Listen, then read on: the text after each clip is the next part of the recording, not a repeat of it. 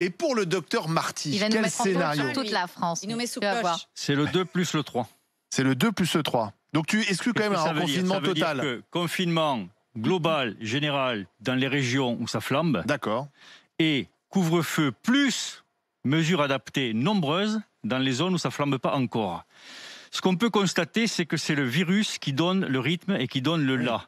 Et ça, c'est extrêmement dommageable. Normalement, ça devrait être le gouvernement qui donne le là et qui précède le virus. Là, on court après. Et depuis le Et début. si on court après, on se plante.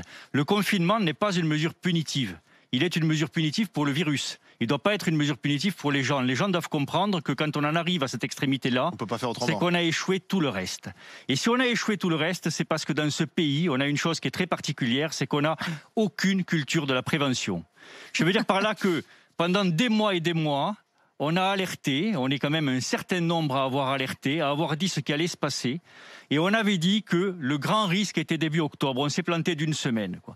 Je veux dire par là qu'on savait ce qui allait se passer. Pour la bonne raison que c'est une courbe. Mais alors Que si quand on ça savait, démarre- pardon, mais alors pourquoi on n'a pas nous parle empêché? je viens au bout de mon raisonnement. Quand c'est une courbe et quand ça démarre, si on ne met pas les mesures adaptées, cette courbe se poursuit et il arrive un moment où tu es dépassé par les événements parce que tes lignes, tes frêles lignes La ont situation été est hors contrôle, en fait. défoncées. Et la situation devient hors de contrôle et c'est ce que nous vivons actuellement. Qu'est-ce qu'il fallait faire? Il fallait mettre des mesures dignes de ce nom dans les écoles. On nous a bassinés depuis des semaines et le ministre Blanquer nous a dit on a réussi la rentrée. Il ne se passe rien dans les écoles, nous a-t-on dit. Des épidémiologistes même nous ont dit c'est cela, alors que les pays, le monde entier nous montre que les écoles sont des accélérateurs de l'épidémie. Et On n'a pas rappelle-toi- voulu masquer les enfants entre 11 ans et 6 ans et quand on On va l'a en parler proposé, tout à l'heure, ouais. on s'est fait insulter, on en parlera tout à l'heure. Dans les entreprises, comme l'a dit très justement Barbara, on n'a pas mis non plus les mesures adéquates, c'est-à-dire qu'on n'a rien fait sur les temps de pause, on n'a rien fait sur les selfs, etc. Et surtout, on n'a pas remis le télétravail, alors que l'on savait qu'on était en pleine montée de l'affection.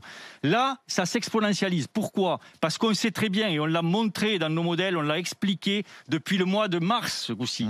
On l'a dit, quand il y a un certain taux de virus qui circule, à un moment, on a un effet qui est un effet qu'on pourrait appeler cocotte-minute, qui fait que ça explose. Parce que vous avez trop de virus qui circulent et donc la transmission se fait partout. Et on est en train de vivre ça. Et ce qui nous fait peur, et c'est pour ça qu'il faut que les Français comprennent qu'on a besoin du confinement, ce qui nous fait peur, c'est que ça nous amène dans la situation de l'Est, au mois de mars et avril, mais dans Le 4 ou Grand Est, 5 ouais. régions en même temps. Et si on a cette situation dans 4 ou 5 régions en même temps, on ne saura pas gérer. Parce que je vous rappelle que d'autres pays d'Europe vivent la même chose. Donc on ne pourra pas déplacer les Français atteints de la maladie dans d'autres pays européens et on ne pourra pas non plus les déplacer dans d'autres régions. Donc